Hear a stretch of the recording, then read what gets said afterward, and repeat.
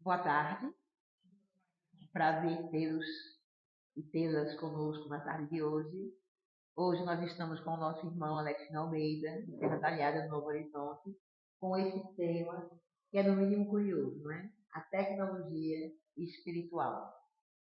Vamos estar atentos ao que nosso irmão nos traz essa tarde e vamos ver como é que nós podemos aplicar essa tecnologia em nossas vidas. E a gente vai fazer a prece para poder começar.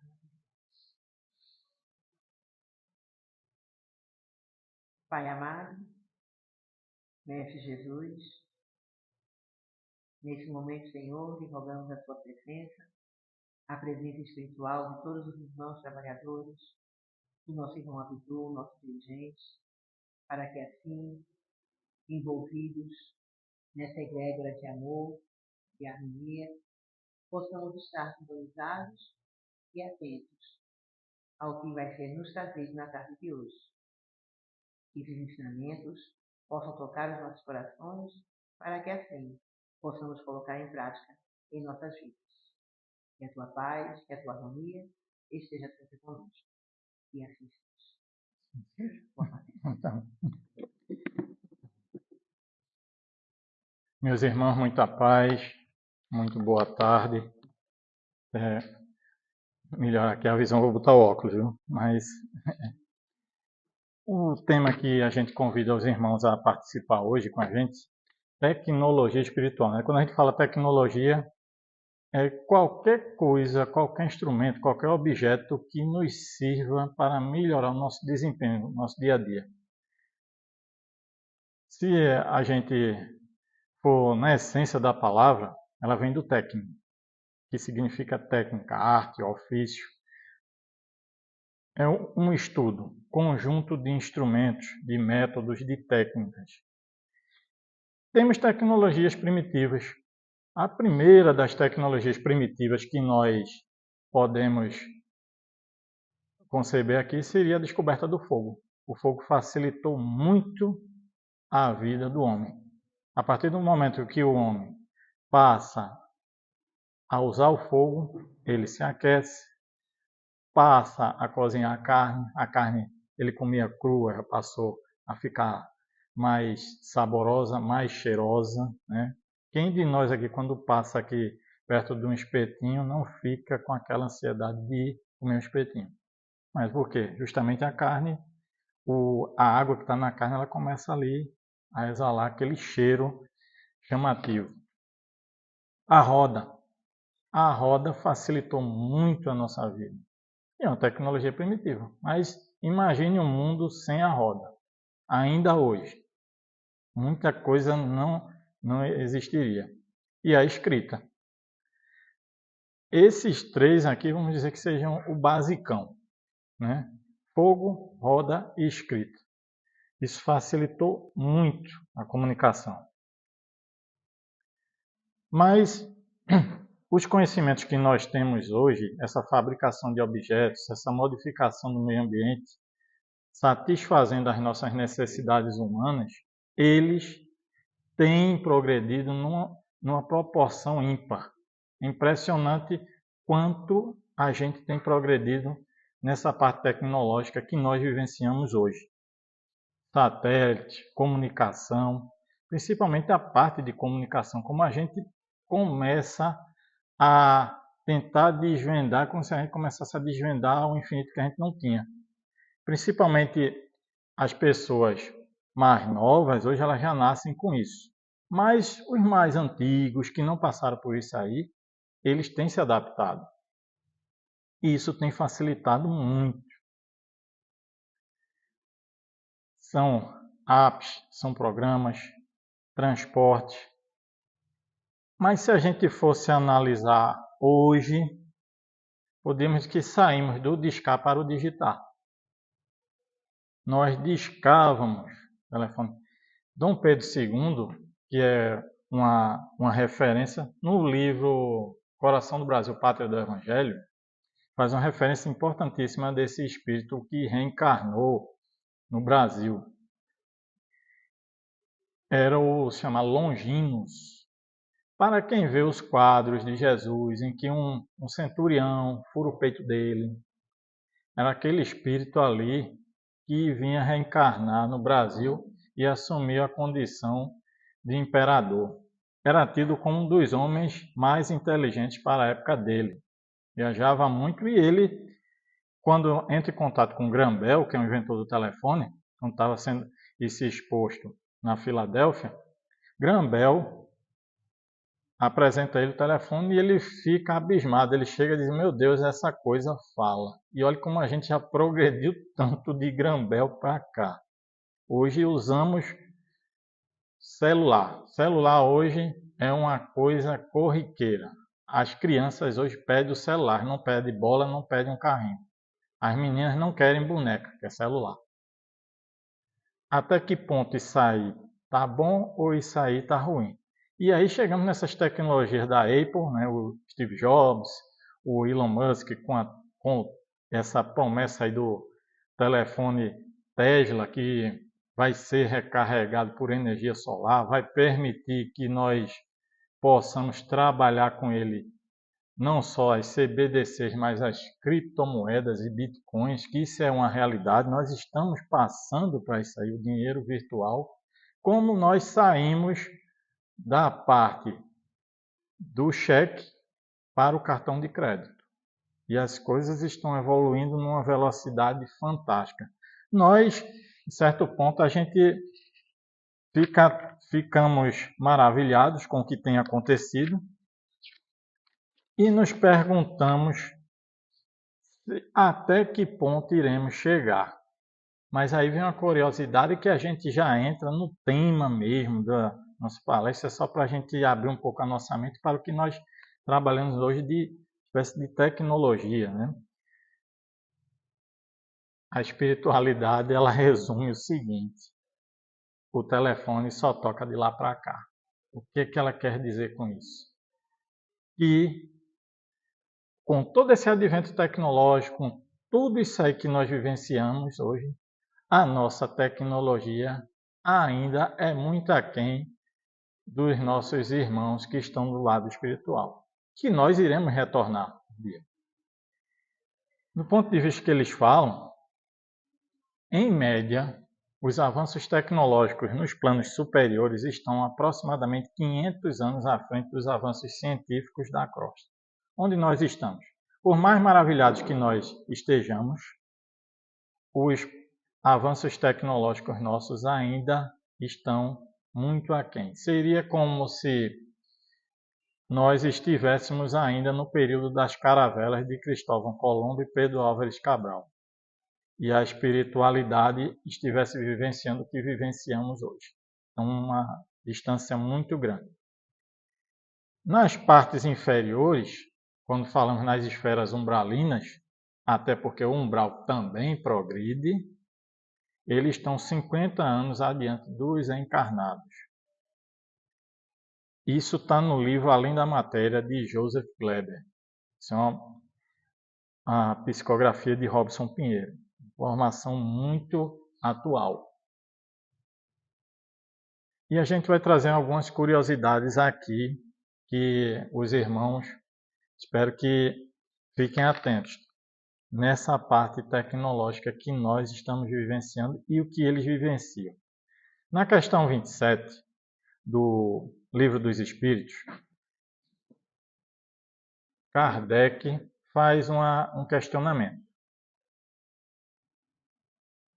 Ele faz um questionamento seguinte: existiriam assim dois elementos gerais no universo, a matéria e o espírito? A resposta da espiritualidade é sim, e acima de ambos, Deus, o Criador, Pai de todas as coisas.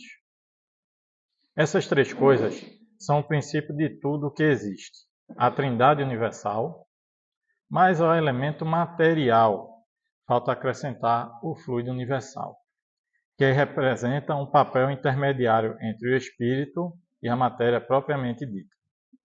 Densa demais para que o espírito possa exercer ação sobre ela.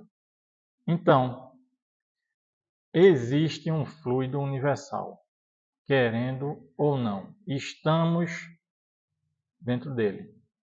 E é através desse fluido universal que a espiritualidade trabalha e transforma as coisas. A ponto de não só criarem objetos. Que a gente vai ver aqui muitos materiais que a gente muitas vezes passa na casa espírita, a gente não vê porque estamos reencarnados. Há alguns médiuns que têm esse privilégio de ver, eles veem esses objetos, esses maquinários, mas chegamos a um ponto até de cidades. Muitos se maravilharam com o livro Nosso Lar, muitos se maravilharam com o filme Nosso Lar, mas o Espírito São Luís, no Livro dos Médiuns, ele no item 28, ele diz o seguinte: o Espírito tem sobre os elementos materiais espalhados por todo o espaço de sua atmosfera um poder que vocês estão longe de imaginar. Ele pode, à sua vontade, concentrar esses elementos e lhes dar forma aparente própria a seus projetos. São Luís, que sempre acompanhou a equipe de Kardec, sempre foi aquele espírito que tira a dúvida.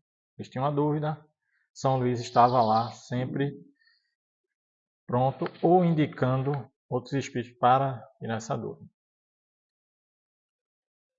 Aí, Joseph Gleber, ele fala o seguinte: não quer dizer que pensou, fez. Kardec, e lá atrás ele diz, tem um poder, mas é necessário treino e disciplina para se conseguir algo de valor. Não é só pensar e vai acontecer, não. Tanto que mais para frente, se os irmãos se maravilharam com Nosso Lar, a cidade que eu vou apresentar aqui no decorrer da palestra, vocês vão ficar muito mais maravilhados do que ela tem. Que já foi um impacto muito grande em 1944, Nosso Lar. Nós estamos praticamente 80 anos que temos uma informação de 1944, mas tem coisa nova por aí. No item 28 do Livro dos Médiuns, a questão 15A diz o seguinte: todos os espíritos têm no mesmo grau o poder de produzir objetos tangíveis, objetos que eles toquem e nós possamos tocar? A resposta é a seguinte: o certo é que quanto mais elevado for o espírito, mais facilmente o obterá. Mas isso ainda depende das circunstâncias. Os espíritos inferiores podem ter esse poder. Então, o que quer dizer? Tudo progride. O umbral também progride. Mesmo com as dificuldades sendo mais densos, sendo mais grosseiros, mas eles progridem também. Todos necessitam progredir. E nessa parte eles têm poder. Quem já leu tanto as obras de André Luiz quanto as de Robson, vê que há cidades também por lá. Não são aquelas cidades, como aqui a gente vai apresentar daqui para frente aí, metrópoles. Né? Nosso Lar não é uma metrópole, é uma cidadezinha, uma pequena colônia. E aí a gente entra justamente em equipamentos que eles têm. Isso aí, no livro Missionário da Luz, eles falam no oxigênio ativo de ozonização. Numa reunião mediúnica e até no nosso dia a dia, o que é que a gente usa para higienizar o nosso ambiente? Podem me ajudar? Água sanitária, detergente, sabão em pó, né?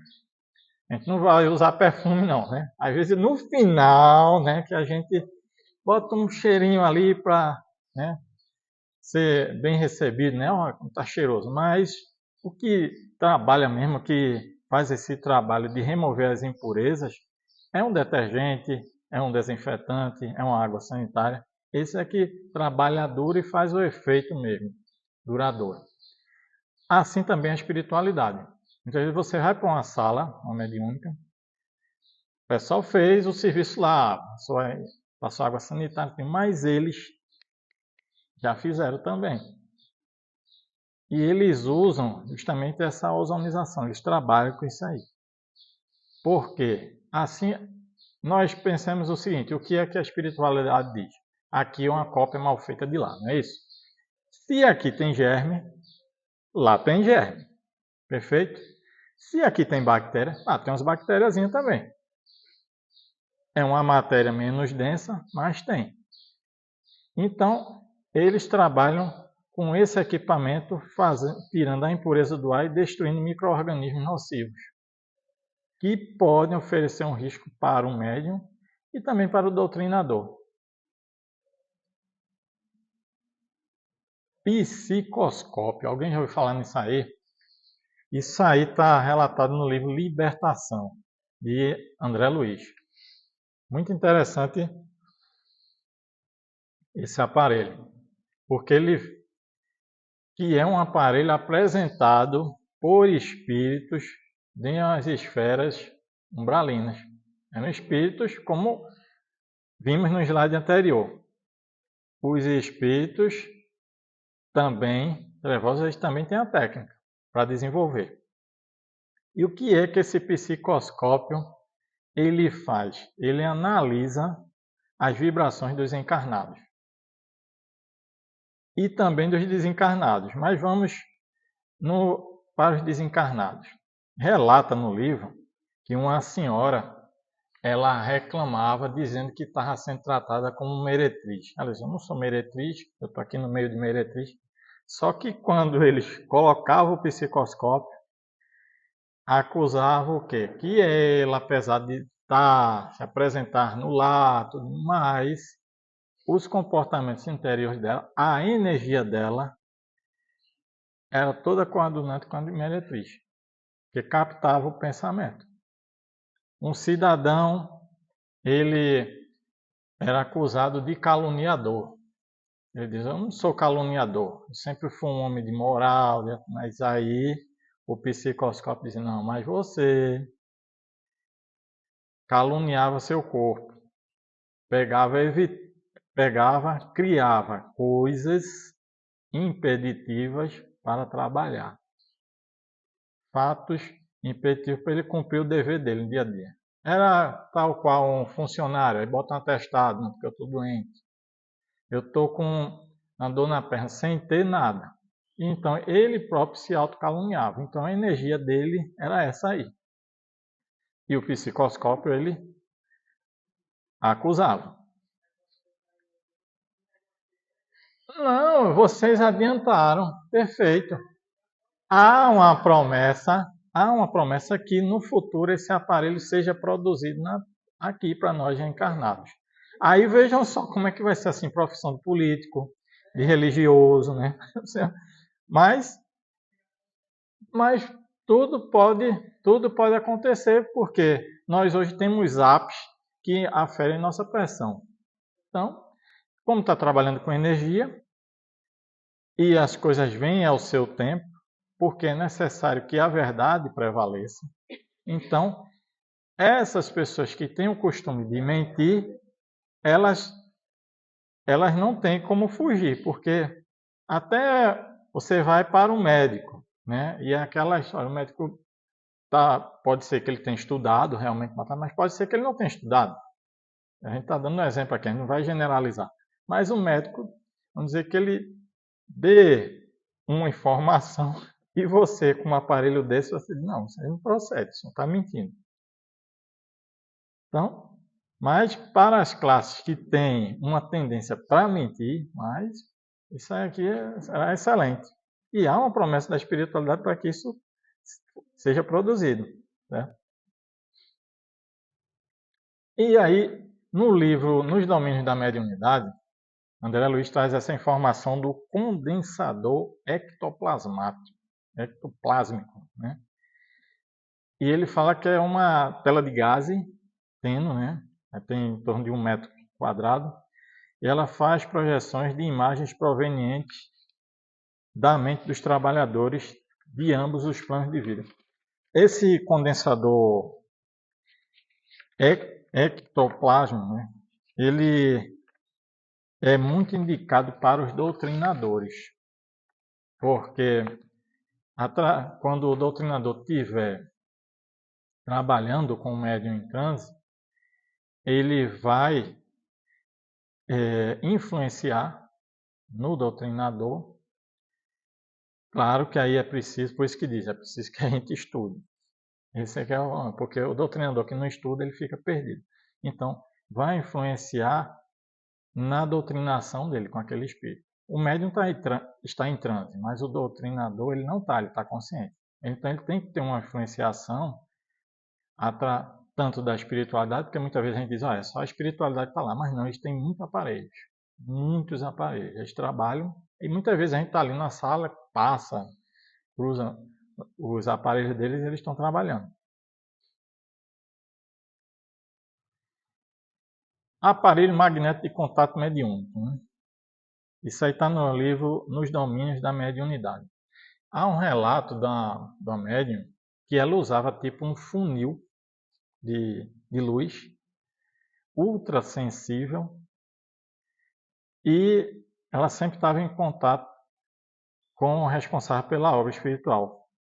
Esse aparelho que ele relata aqui influenciava também a mediunidade dela, lá em contato com a espiritualidade. Olha que coisa interessante. Infelizmente, o livro ele resume muito. Né? Ele não chega assim, porque muitas informações da coletânea de André Luiz, a começar do nosso lar, só mandaram 30%. Né? Mas essa aparelhagem existe. E se existir em 1944, imagine como está hoje, 80 anos depois, porque tudo é aperfeiçoado. Um outro aparelho muito interessante que está em Obreiros da Vida Eterna é um amplificador da voz. Isso, nesse exato momento, eu aqui, certo? Com auxílio da espiritualidade amiga, minha voz, apesar de eu falar muito baixo, ela chega através de um amplificador de voz, com certeza essa casa deve ter, e minha voz é ouvida à distância no plano espiritual. Muitas vezes aqui as pessoas dizem, não tem ninguém na casa. Não tem ninguém reencarnado. Desencarnada está cheio. Então, para que se chegue a voz a uma certa distância no plano espiritual, eles usam um amplificador da voz, muito mais eficiente do que a nossa caixa de som. Ela tem um limite, ela não vai chegar até o açude aqui de Triunfo. Não vai. Por mais que botarmos na maior amplitude, não chega. E eles usam muito isso porque, não se enganem, meus irmãos, toda palestra, toda sessão de estudo, vem os irmãos que vêm aprender. Porque eles não tiveram oportunidade. E é necessário esse contato com nós, encarnados, porque eles ainda não estão numa frequência para entender os irmãos que estão numa esfera superior. Então, eles vêm à casa espírita e vêm aprender. Seja no estudo, seja na palestra. E a espiritualidade ela vai continuar trabalhando e reeducando. É uma reeducação. Muitas vezes a pessoa nem teve contato com o espiritismo em vida. Vai ter desencarnado. E aí vem aquela questão. As influências do bem ou do mal, independe do local em que estejamos, o que é que a gente acha? Sim, né? As influências em nosso mundo se estendem por todos os lados. E por todos os lados registramos a presença de faculdades medianímicas, que as assimilam conforme a direção feliz ou infeliz, correta ou indigna, em que cada mente se situe. Isso está no livro Nos Domínios da Mediunidade. Então, vivemos sempre sob uma influência do bem e do mal, até porque nós não somos perfeitos. Essa aparelhagem, ela vai nos auxiliar nos trabalhos, mas não quer dizer que vamos deixar de ser influenciados. Não. A gente vai estar sempre sendo influenciado, todo dia. E por conta dessa influência, a gente vai trazer mais para frente um vídeo que é bem interessante, que é relatado com esse cidadão aí, o senhor Divaldo Pereira Franco, que já passou de mais de 300 obras, é o maior divulgador vivo hoje da doutrina espírita, não só no Brasil, quanto no mundo. Muitos livros dele, escritos tanto em português, espanhol, inglês, italiano, diversas línguas, têm sido um marco para a divulgação do espiritismo, não só no Brasil, quanto no mundo. E ele traz um ponto muito interessante nesse vídeo, eu espero que abra, né? A gente fez o test drive aqui, vamos ver se ele abre, né? Ele traz o seguinte, e eu peço que fique atento num ponto que ele toca, porque é esse ponto que a gente vai trabalhar. O objetivo é apagar Jesus de vez da história. Olha que uma coisa, apesar de a gente muitas vezes ficar quem e acha que não, é porque a casa lá o pessoal não quer vir, o pessoal já deixou vir. Não é. A realidade é totalmente outra. A realidade é o que ele vai trazer aqui e a gente vai trabalhar isso aí. Certo? Deixa eu minimizar, a gente fica atento nisso aí. E por que essa turma está querendo apagar Jesus da história?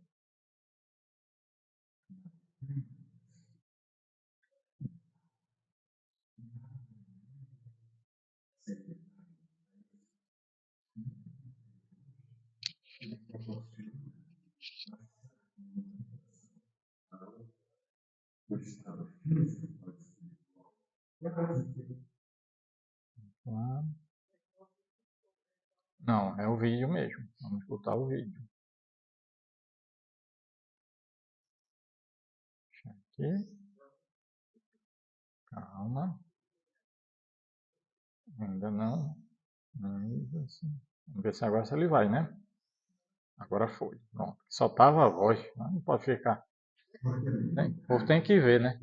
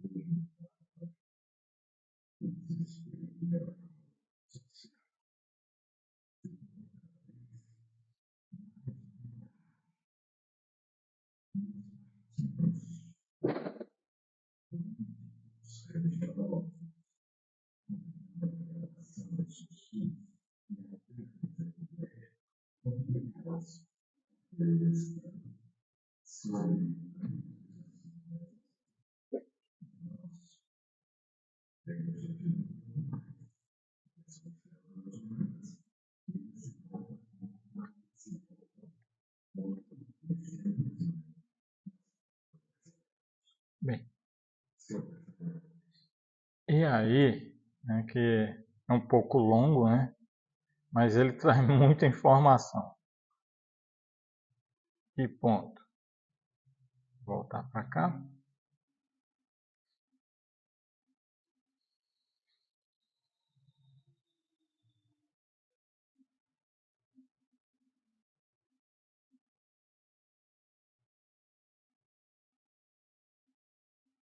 Para cá, para a gente se situar um pouquinho. E aí ele fala apagar Jesus da história. Olha que negócio que a gente... Aí você diz, o que está acontecendo com o despertar da consciência? Não, gente, nós vivemos uma guerra espiritual. É fato. Se aqui é uma cópia mal feita de lá, o que é que está acontecendo aqui? No nosso dia a dia mesmo, a gente vê os conflitos civis, nós vemos conflitos bélicos em outros países. Sem enumerar aqui, mas Ucrânia, Oriente Médio. Aqui não é uma cópia mal feita? Se está acontecendo aqui, lá está acontecendo. Ele não diz, o telefone só toca de lá para cá. Divaldo ele foi direto. E aí, onde é que eles vão atacar? É a gente. Aí você chega e diz, então nós espíritas, a gente tem que estar mais coeso. Esquecer os milindres, esquecer as besteirinhas e trabalhar, porque a gente vai sofrer ataque mesmo. Para eu chegar aqui para dar uma palestra, para eu ir para um estudo, é meio mundo de dificuldade. E não é pouca, não. Para a gente vir para fazer um trabalho, você vai aplicar um passo, é meio mundo de trabalho. É dificuldade, é uma visita que chega, é um telefonema que você não espera. Aí quando você mentar até um pneu que fura. Acontece. Tivemos agora aqui. Não vou numerar porque não vai sair no vídeo, não. Só ficou aqui e vai ficar aqui, né? Por motivo ético. Mas eles... E você vê aí Divaldo, cheio de obras, vigilante, passivo também. Está reencarnado, está passivo. Se com ele foi, imagine com a gente. Ou não é? Então, a gente tem que estar mais no vigiar e orar. Nem orar e vigiar, mas vigiar mesmo. Porque estamos no meio desse conflito. E aí vocês dizem, mas por que esse conflito? O que é que a doutrina tem falado direto? A doutrina bate direto, gente. Ela diz, olha, estamos no processo para passar para um mundo de regeneração. O mundo de regeneração está aí, nas portas. Começou o processo. Tem os que não querem. E como? E qual a estratégia que vão adotar para que isso não aconteça? Pode se projetar até um conflito bélico de grandes proporções. Você mudando na visão dessa turma aí, a turma draconiana. Isso aí não foi Robson que tocou, não. No livro Libertação fala lá dos dragões. E na visão deles, se mudar a psicosfera aqui a ponto de ficar inabitável e as reencarnações serem possíveis, todos seriam transferidos. Não é só eles. Tal qual, não tem aquele doente, não tem aquele... Com todo respeito aos soropositivos, porque não é uma generalidade, mas o cara é soropositivo, mas ele quer passar para o outro. Não é isso? Faz o sexo lá desregrado, mas quer passar para o outro lá. Não é só eu, não. Tem que passar para os outros. É a mesma estratégia. Então a gente tem que estar alerta nisso aí. Aí eles dizem, os encarnados muitas vezes se distraem das questões espirituais mais graves inclusive aqueles que dizem possuir conhecimento mais detalhado sobre a vida oculta. Precisamos, e aí vem para a gente, para todos nós, puxa, precisamos deixar de brincar de espiritismo ou de espiritualidade com a máxima urgência. Estamos em meio a uma batalha espiritual de grandes proporções e graves consequências. Quando é que Divaldo falou? 2004. Quando é que foi a publicação do livro aí? 2006. Tá tudo encaixadinho aí. Muitas vezes a pessoa, não vou ler porque isso aí eu só leio a obra que me indica, não sei o que. Se leu as 5 obras, meu filho, parte lá, vai pesquisar mesmo. Vamos parar de brincar de espiritismo, vamos pesquisar. É a obrigação do espírito ele pesquisar. É a obrigação do espírito ele investigar. Kardec não era investigação, não era o bom senso reencarnado. Se não dá, separa o joio do trigo. Isso aqui não presta. Mas tudo encaixa nisso. Então a gente tem que estar alerta nisso aí. E ele fala naquele ponto, né, do Holocausto. Olha, 4 de abril de 2004. Que é o que Divaldo fala lá. O livro, vejam, sai em agosto de 2006. Quando se fala Holocausto, não se refere especificamente ao Holocausto da Segunda Guerra. Isso aí já foi consequência. O primeiro massacre dos judeus foi ocorrido na Inglaterra em 1190, século XII, não é isso? Então, desde então,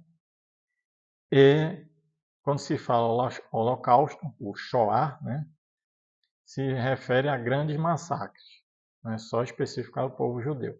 Mas todos os povos e nações estão inclusos nisso aí. A humanidade, ela tem que escolher. Geralmente, o que é que a espiritualidade informa? Que a humanidade, em um planeta, por exemplo, a Terra, ela escolhe se quer progredir mais na parte intelectual ou na parte moral. São 2 asas. Pelo que se indica, aqui pelo que a gente estudou, essa aqui eu posso dizer que foi um estudo, não foi bem uma palestra.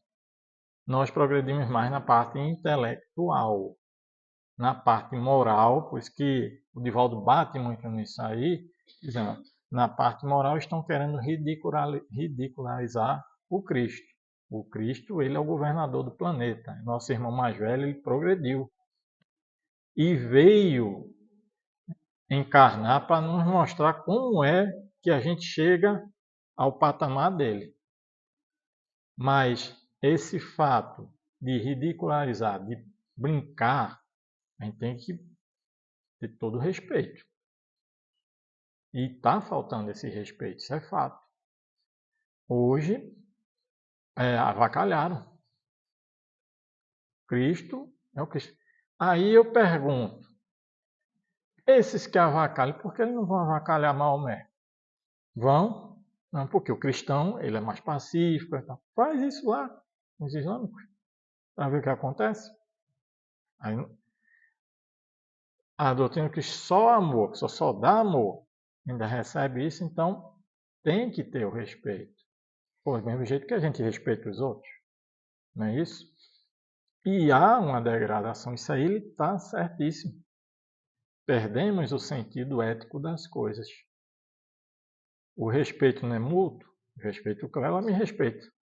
Somos amigos. Mas a partir do momento que eu pedi respeito, aí já desandou a coisa. Não pode. E aí ele fala, batalha espiritual sem precedentes na história. Está lá, eles estão direto. A espiritualidade ela está batendo isso aí direto. Não vê quem não quer. Então, os médiuns, hoje, que são geralmente a parte que é mais visada por essa turma aí, se eles não se capacitarem, entender essas novas técnicas, vão ser enganados. Isso aí é fato, porque qual é a arma que a gente tem? Se a gente viu aí que eles estão 50 anos à frente da gente, em termos de tecnologia. Se for as esferas superiores, é 500 anos. Mas a turma mesmo, que não quer que o planeta ande, é 50 anos. Então a gente já está atrás nessa corrida. A única arma que a gente tem é estudo. É se proteger através do estudo. Isso aí não funciona. Isso é o que ele falou, não procede. Procede sim. Então, entender isso aí. E quando se fala guerra, tem arma no mundo espiritual, o que é que os irmãos acham? Isso aqui é uma cópia mal feita de lá, né? Tem arma também. Porque o espírito não sabe manipular os fluidos, ele vai fazer isso aí. E a gente vai ver que não é só livro de Robson, não. Vamos entrar em obra de André Luiz também, né? Aí ele diz aqui, ó, isso é um relato lá, página 44. Deslizavam nos fluidos do ambiente umbralino portando armas do tipo tridente, as quais jorravam de suas pontas raios elétricos que repeliam a multidão enfurecida. Ah, mas é Robson, né? André Luiz, vamos lá. E as armas? Poderiam causar a impressão da morte em dado momento, está lá nos mensageiros. Em dado momento, ouvimos explosões ensurdecedoras. Quase no mesmo instante, certo auxiliar penetrou o recinto e comunicou: atacam-nos com petardos magnéticos. E isso, ó, esses livros vêm tudo da década de 40 para cá, gente. Então já está, olha, a coisa já se desenrola há muito tempo. A gente pensa que, não, agora é um período de paz. Não, está em conflito, sim. Aí diz, ó, a diretora resoluta ouviu sereno e determinou: emitam raios de choque fulminante. Se isso aí não é arma, o que será? Garanto que não é uma Bíblia nem é um crucifixo. É arma mesmo. Ela está lá. Muitos como instrumentos de defesa. E ali, eu sei que vocês vão perguntar, poderiam causar a impressão da morte? O que é que a gente aprende de acordo com a evolução espiritual? O espírito, quando está mais próximo da matéria, ele é mais atrasadinho evolutivamente. Ele sente fome, ele sente sede, ele sente calor, ele sente desejo pelo sexo, ele sente desejo por bebida. Esses petardos, muitas vezes, dariam uma sensação de uma segunda morte. Quer dizer que vai morrer de novo, mas ele vai sentir porque ele está preso ainda na matéria. Ele vai sentir. Então, vai ter uma sensação. Redes magnéticas. Relata no livro Os Mensageiros que eles apõem uma cerca e quando esses petardos estavam sendo atirados contra eles, umas bolas de fogo elas paravam. Tecnologia, ainda assim, como é relatado, é impressionante. E para a gente chegar a pegar alguma coisa assim que a gente tem no nosso dia a dia, assim, a gente só imagina uma rede, né? Uma teia, alguma coisa assim, tal qual assim, filme de Guerra nas Estrelas, que ele chama de escudos defletores, né? Coisa assim que é impressionante.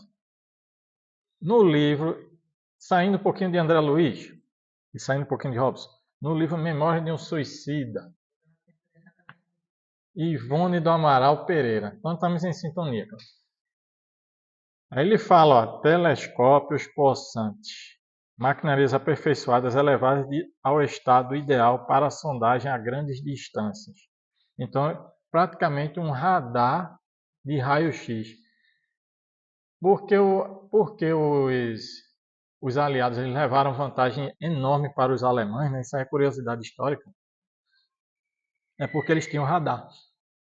Isso aí, eles ficaram muito mais à frente dos alemães, porque eles tinham radar, eles sabiam mais ou menos onde os navios inimigos estavam. Aqui posso dizer que é um radar muito, muito mais aperfeiçoado, porque como vimos aqui no decorrer desse papo aqui, à tarde a tecnologia deles sempre vai estar à frente da nossa. Então, ele faz esse rastreio de raio-x e detecta.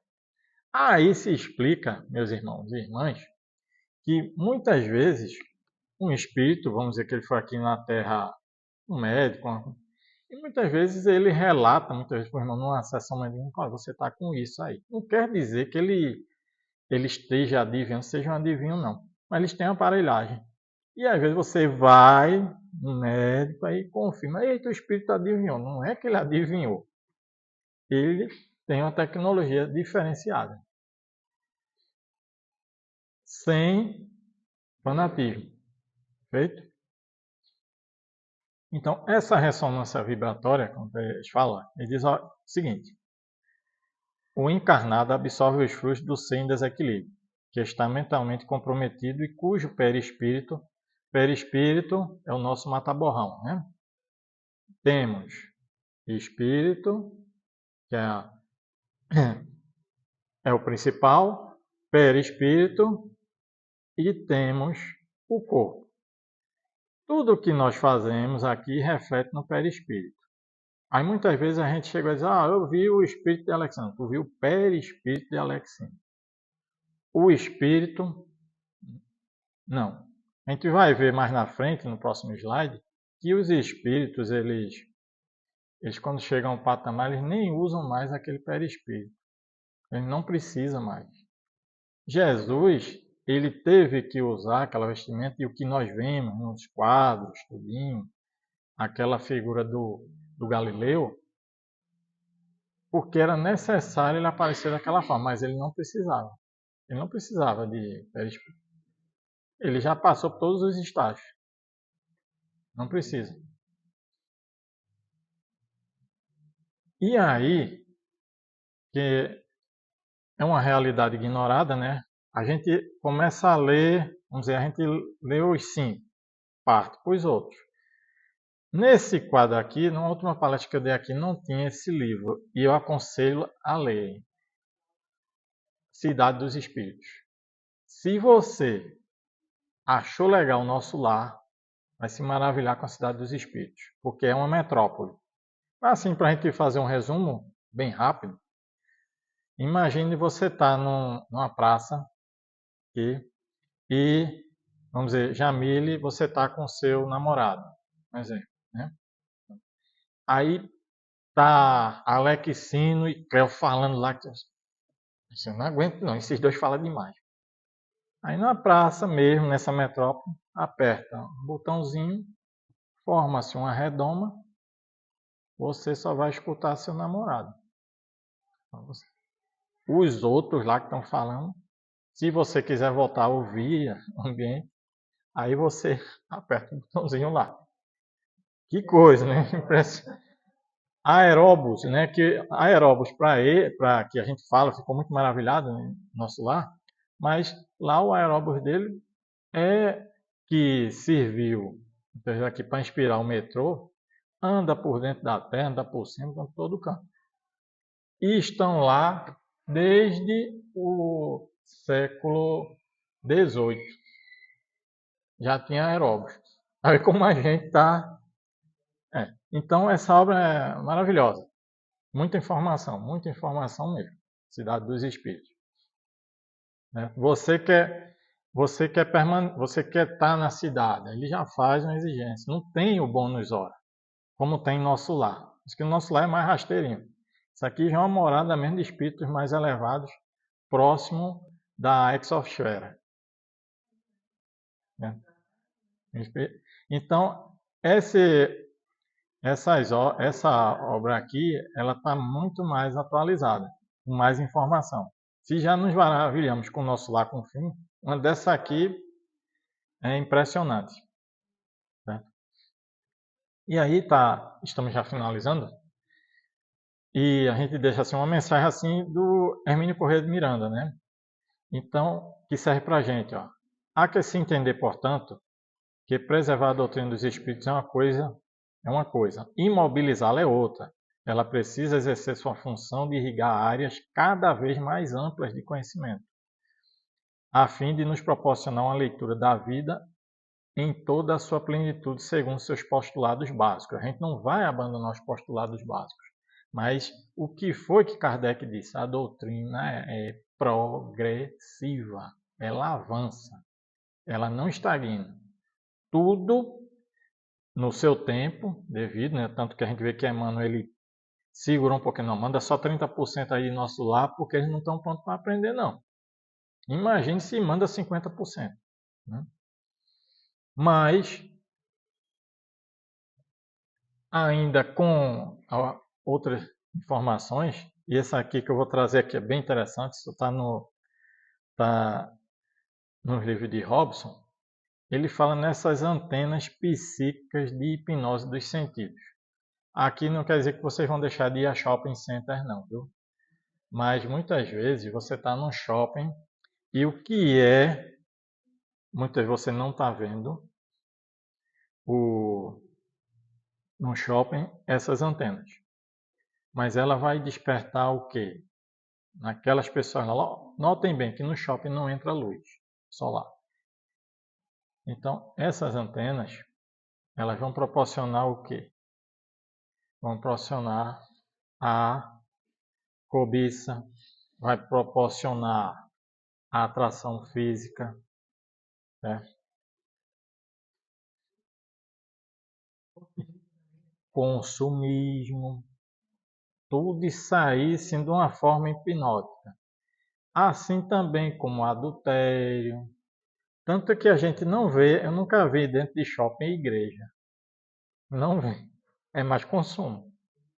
Não quer dizer, mas o que a gente está passando aqui não quer dizer que vocês vão ficar com medo de aí, agora não vamos passear mais.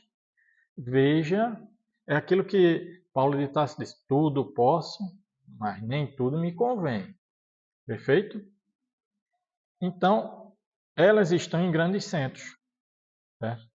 É aquilo que tudo é pensado a iludir os sentidos como incentivo de culto ao corpo, da aparência, trocas energéticas. Onde é que a gente vai observar a energia do irmão, da irmã? Somos espíritos. Hoje eu estou nesse corpo masculino, mas estarei no corpo feminino, de acordo com a programação espiritual. Posso e já posso ter estado. Perfeito? Então, as trocas energéticas através dos olhares é que a gente percebe a energia do irmão ou da irmã. Então, as pessoas geralmente vão mais bem vestidas, mais produzidas. Então, há isso aí, é incentivado isso aí, certo? Finalizando, porque nós temos que parar de julgar, né, e trabalhar. Por isso que Jesus falou, não julguem para que vocês não sejam julgados. Pois da mesma forma que julgarem, vocês serão julgados. E a medida que usarem também será usada para medir vocês. Se tudo o que foi falado aqui, a gente achar que não, que o que está acontecendo lá fora está normal, que o Cristo não está sendo ridicularizado, que não estamos numa guerra espiritual, que está tudo certo, vivemos realmente num paraíso, está tudo bom, e não procurarmos melhorar, a gente está fazendo o quê? A gente está caindo no julgamento de Pilatos mesmo. Pilatos, ele sabia que Jesus era inocente. Pilatos sabia que ele não tinha cometido crime algum. Mas ele lavou as mãos. Né? Isso aí dá até outra palestra, teve umas consequências nesse espírito, né? A espiritualidade fala, mas eu não vou entrar nisso aqui agora não. Mas aí a gente vai continuar crucificando o Cristo. Porque esse Cristo que é apresentado aí, crucificado, Jesus já desceu da cruz há muito tempo. Mas ainda é pregado, não, Jesus. Crucifixo. Pelo amor de Deus. Não tá. Esse Jesus aí, ele não existe. Esse Jesus crucificado, não. Até lá mesmo, é dito, olha, ele ressuscitou, né? Mas para a gente o quê? Ele, na verdade, ele desencarnou. Então, vamos continuar sendo um Pilatos. Todos nós temos um pouquinho dele. Então, eu agradeço aos irmãos a paciência, né, de ter me aturado aqui à tarde, apesar dos contratempos, né? Espero que retornemos melhores do que chegamos. e que não baixemos a cabeça, arregacemos as mãos, porque o trabalho está aí. E a pior coisa para o espírita é chegar do outro lado com a consciência do tempo perdido. Enquanto a gente estiver encarnado, dá para trabalhar. Aí às vezes você diz, ó, dia 22 tu foi dar uma palestra, véspera de São João. Não é? Mas não é um compromisso? Tem que ser feito. Tem que ser feito. Não pode, a gente não pode baixar a cabeça. Podia estar em outro lugar, mas não temos o compromisso. Então, o trabalhar no Cristo é assim mesmo. Não é isso? Fica aí com a irmã Cleóide. Que possamos retornar melhores, né, do que chegamos. Mas sempre, olha, sempre vamos ter contratempo. Não se engane. Exatamente.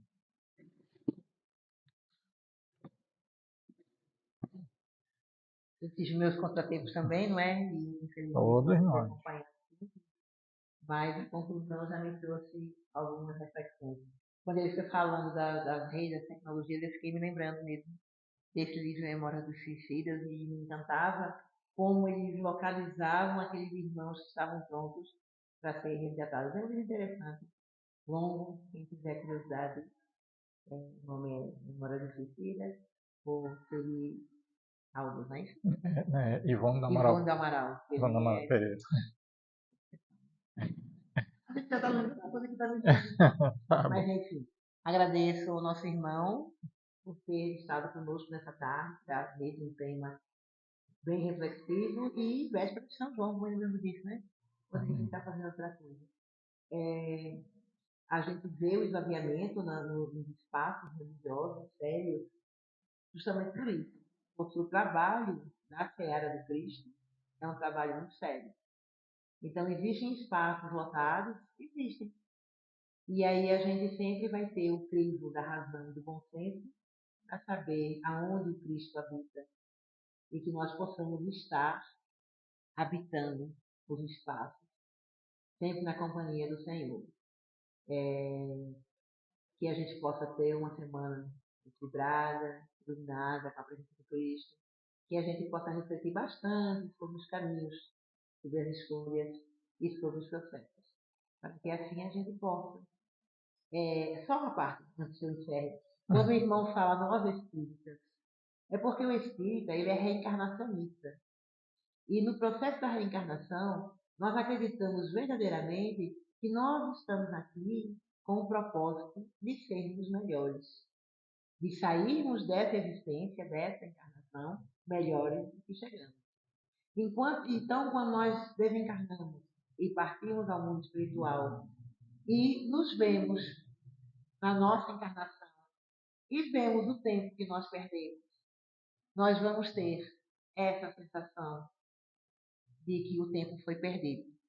Para que nós que somos reencarnacionistas, aqueles que ainda não estão preparados para acreditar na reencarnação, não são só os espíritas que são reencarnacionistas, é complicado. Por que eu estou fazendo essa parte?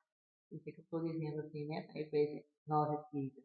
Porque a reencarnação nos convida a refletir sobre nossa existência. Então, que possamos fazer isso, refletir sobre nossa existência. Agradeço a cada um pela presença de vocês e os convido para estar conosco na próxima semana, que serei eu. Ok? E o irmão Alexandre possa encerrar.